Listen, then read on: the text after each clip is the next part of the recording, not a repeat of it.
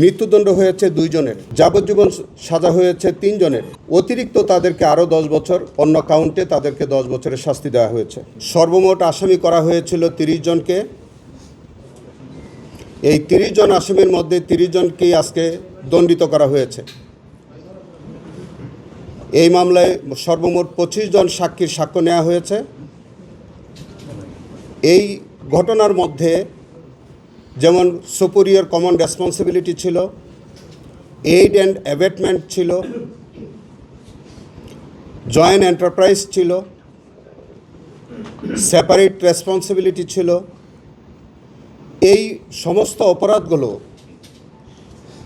প্রমাণিত হয়েছে বলে ট্রাইব্যুনাল প্রকাশ্য আদালতে রায়ে ঘোষণায় উল্লেখ করেছেন।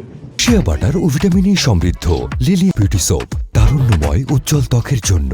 রিমার্ক, যেহেতু 30 জন আসামি, তাদের বিরুদ্ধে বিভিন্ন রকম চার্জ আনা হয়েছিল।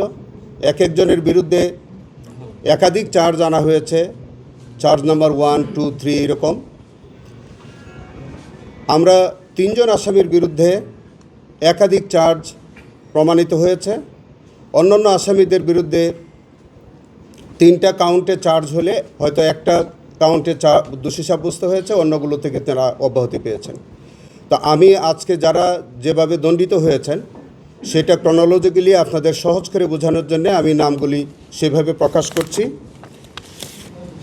মৃত্যুদণ্ড হয়েছে 2 জনের। একজন হচ্ছে আমির হোসেন, তিনি এএসআই।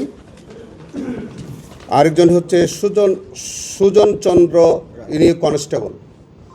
এই 2 জনের মৃত্যুদণ্ডে দণ্ডিত করা হয়েছে। যাবজ্জীবন সাজা হয়েছে 3 জনের।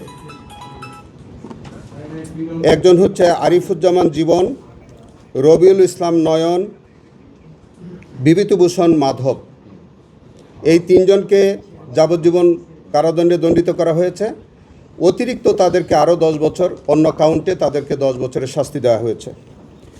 10 বছরের সাজা হয়েছে এই ছাড়া ডক্টর হাসিবুর রহমান বাচ্চু, তিনি রুকেয়া বিশ্ববিদ্যালয়ের সেই হতভাগা ভিসি।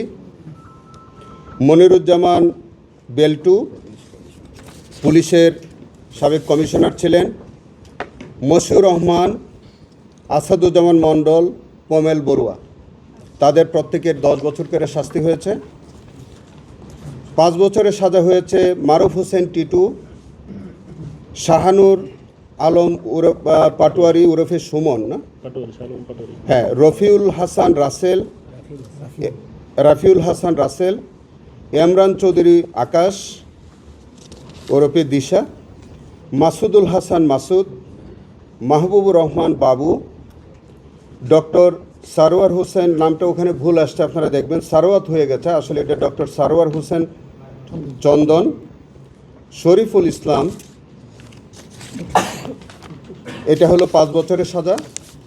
3 বছরের সাজা হয়েছে হাফিজুর রহমান ওরফে তোফান, মনিরুজ্জামান পলাশ, মাহফুজুর রহমান শামীম, ফজলে রাব্বি ওরফে গ্লোরিয়াস ফজলে রাব্বি, আক্তার হোসেন, শেজান আহমেদ ওরফে আরিফ,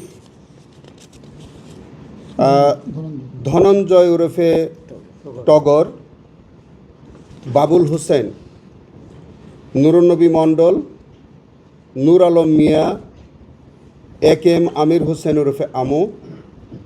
এদের প্রত্যেকের 3 বছরের করে শাস্তি দেওয়া, সবারই সশ্রম কারাদণ্ড। আর আনোয়ার পারভেজ আপেল, তিনি ওই চুক্তিভিত্তিক একজন কর্মচারী বিশ্ববিদ্যালয়ের, এবং তার পরিচয় পাওয়া গেছে তিনি ছাত্রলীগ করতেন। তার সেন্টেন্স পিরিয়ড হচ্ছে যে কয়দিন তিনি হাজতবাস করেছেন, সেই হাজতবাসটাকেই তাকে দণ্ড হিসেবে দেওয়া হয়েছে, এবং ওই হাজতবাসটা যতদিন তিনি আছেন ততদিন পর্যন্ত তিনি হাজতবাস করে এই সাজাটা তাকে দেওয়া হয়েছে। এই হচ্ছে আমাদের 30 জনকেই দণ্ডিত করা হয়েছে। আপনারা এর মধ্যে দেখেছেন যাদেরকে মৃত্যুদণ্ড এবং যাবজ্জীবন সশ্রম কারাদণ্ডে যাদেরকে দণ্ডিত করা হয়েছে তাদের বিরুদ্ধে আমাদের সুনির্দিষ্ট অভিযোগ ছিল। কারো বিরুদ্ধে অভিযোগ ছিল তাদের সুপিরিয়র কমন রেসপন্সিবিলিটি ছিল এবং দুজনের বিরুদ্ধে সরাসরি আবু সাইদকে বুকে এবং শরীরে বিভিন্ন জায়গায় গুলি করার অপরাধ ছিল। প্রত্যক্ষদর্শী সাক্ষী ছিল।